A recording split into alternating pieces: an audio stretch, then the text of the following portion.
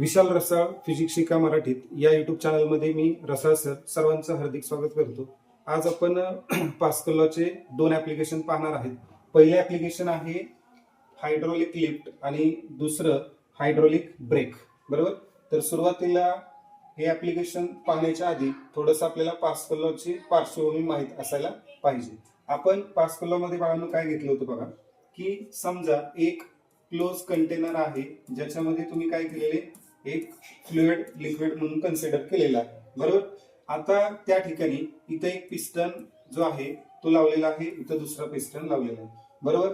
ज्या वेळेला तुम्ही या पिस्टन वरती फोर्स अप्लाय करणार आहे, सपोज तो फोर्स असेल F1, त्यावेळेला या फोर्सला आपण डाऊनवर्ड डायरेक्शनला समजा या पिस्टन वरती अप्लाय केली तर पिस्टन जो आहे तो डाऊनवर्ड डायरेक्शनला मूव्ह होणार आहे. बरोबर.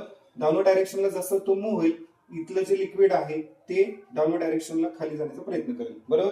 ते लिक्विड बरोबर या बाजूनं इकडच्या फ्लुइड वरती सुद्धा अप्लाय होईल आणि मग या ठिकाणी असलेला जो हा पिस्टन आहे तो पिस्टन काही डिस्टन्सनं हा वरच्या दिशेने काय होईल, मूव्ह होईल आणि मग इथे अप्लाय केलेला फोर्स F1 असेल आणि हा पिस्टन जर वरती जात असेल तर या पॉइंटला जो फोर्स अप्लाय होणार आहे पिस्टन वरती तो असेल F2, फक्त तो काय असेल, अपवर्ड डायरेक्शनला असेल. मग या ठिकाणी आपण काय म्हणतो, अकॉर्डिंग टू पास्कल्स प्रिन्सिपल किंवा पास्कल्स लॉ, जेवढं तुम्ही इथं प्रेशर अप्लाय केलेले, समजा ते प्रेशर P1 असेल ज्याची व्हॅल्यू F1/A1 असेल, जर याचा एरिया A1 असेल आणि इथला फोर्स जर F1 असेल तर इथलं प्रेशर F1/A1 असेल, this pressure is equally transmitted to, म्हणजे तेवढंच प्रेशर या ठिकाणी काय होणार आहे, ट्रान्समिट होणार आहे. मग इथलं प्रेशर समजा P2 असेल तर त्याची व्हॅल्यू किती असणार आहे, या P1 इतकी असेल, म्हणजेच किती असेल,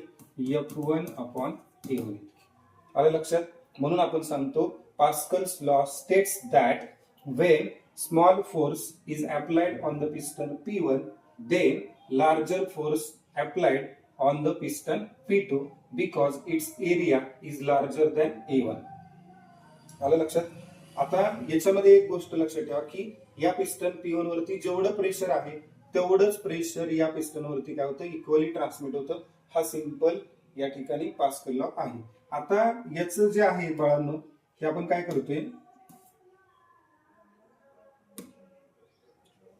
ऍप्लिकेशन पाहतोय. काय पाहतोय, ऍप्लिकेशन.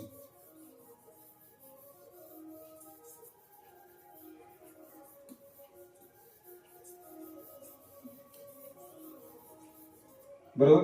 आता या ऍप्लिकेशन मध्ये पहिलं जे ऍप्लिकेशन आहे हायड्रोलिक लिफ्टचं, काय केले लक्षात घ्या. तर या भागावरती आपण एक गाडी आपण घेतलेली आहे आणि या गाडीचं वेट जे आहे ते मास इंटू ग्रॅव्हिटी. आता हे जवळपास किती असू शकतं, सपोज 1000 kg आहे. बरोबर. या गाडीची समजा आपल्याला पंक्चर काढायची किंवा या गाडीला आपल्याला उचलायचं, तर एवढ्या अमाऊंटचे जर मास त्याचं असेल तर त्याला वरती लिफ्ट करायचं असेल तर तुम्हाला खूप जास्त एनर्जी खर्च करावी लागेल. पण जर पास्कल लॉचा वापर केला, पास्कल प्रिन्सिपलचा वापर केला तर तुम्ही सहजासहजी हे काम करू शकता. आता ते कसं ते समजून घ्या. आता ही गाडी काय केली, आपण या पिस्टन P2 च्या संपर्कामध्ये ठेवली. हा जो पिस्टन P2 आहे, बरोबर, तर याच्या संपर्कामध्ये ठेवली. समजा या पिस्टन वरती असणारं प्रेशर आपण P2 मानलं. बरोबर. किंवा पिस्टन P2 आहे त्याच्यावरचं प्रेशर सुद्धा आपण P2 मानलं. सपोज या ठिकाणी आपण काय केलं, या ठिकाणी एक पिस्टन दिलेला आहे, या पिस्टनला मी P1 मानलं किंवा तिथलं प्रेशर काय आहे, P1 आहे.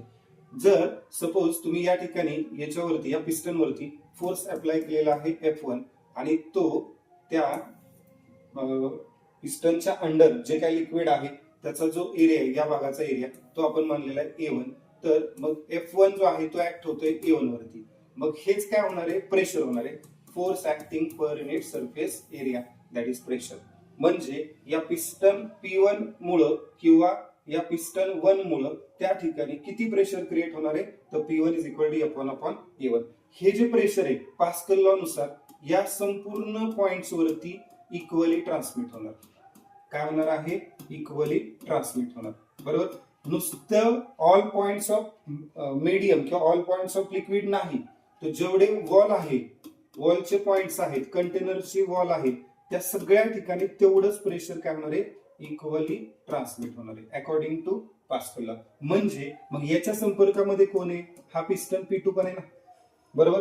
मग त्याच्यावरती पण काय असणार? फोर्स असणार. मग जसं इकडून आपण याला प्रेस करू खालच्या बाजूला, त्यावेळेला हे लिक्विड खाली येईल, म्हणजे ह्या लिक्विडला दाबत राहील आणि हे लिक्विड वरती या पिस्टनला नेणार. मग हा पिस्टन जाणार इथं, बरोबर. आता हा पिस्टन जो आहे तो वरच्या दिशेनं मूव्ह झाला, म्हणजे हा पूर्ण पिस्टन वरती गेला की ही गाडी काय होणार आहे? वरच्या दिशेनं मूव्ह होणार आहे, बरोबर आहे. म्हणजे या ठिकाणी गाडी ही काय होणार आहे? लिफ्ट होणार आहे, बरोबर.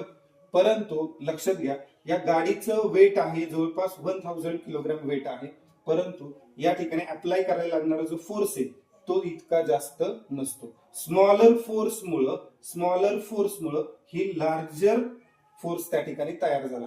मग हे कशावरून झालं? तर पास्कल लॉच्या वरून झाला किंवा पास्कल प्रिन्सिपल नुसार झाला, बरोबर. मग या ठिकाणी कोणतं लॉजिक वापरलेलं असेल तर लक्षात घ्या, pressure P1 is created due to the small force applied on the piston P1 of area A1, बरोबर. आता this pressure is equally transmitted to another piston P2, that is P2 is equal to काय? F2 upon A2. मग त्या ठिकाणी जो तयार झालेला force आहे F2 हा त्याच्या एरियावर डिपेंड असतो. मग या ठिकाणी आपण काय केलं, याचा एरिया जो आहे A2 हा एरिया हा मच ग्रेटर दॅन A1 घेतलाय, म्हणजे जवळपास काय सांगितले 10 पटीनं वाढवलाय. समजा एरिया A1 आपण घेतलेला असेल तर A2 जो आहे तो किती आहे? 10 पटीनं जास्त आहे, बरोबर. मग एरिया जर 10 पट झाला तर इथला फोर्स सुद्धा काय होतो? 10 पट होतो. म्हणजे फोर्स तुम्ही अप्लाय केलेला आहे कमी, परंतु त्याचा परिणाम काय होतो? त्याच्या 10 पट होतो, बरोबर. मग या गोष्टीनुसार P1 आणि P2 जर सेम घेतली, प्रेशर इक्वली ट्रान्समिट होते म्हणून, तर आपण काय लिहू शकतो? F2 upon A2 is equal to F1 upon A1. Therefore तुम्ही F2 काढू शकता. मग हा जो A2 आहे तो वरती घ्या, काय मिळेल? F1 upon A1 into A2. आलं लक्षात? म्हणजे आपल्याला F2 is equal to F1 upon A1 into A2 मिळालेला आहे, बरोबर. म्हणजे या ठिकाणी तुम्ही सहजासहजी या गाडीवरती किती फोर्स आहे हे काढू शकता.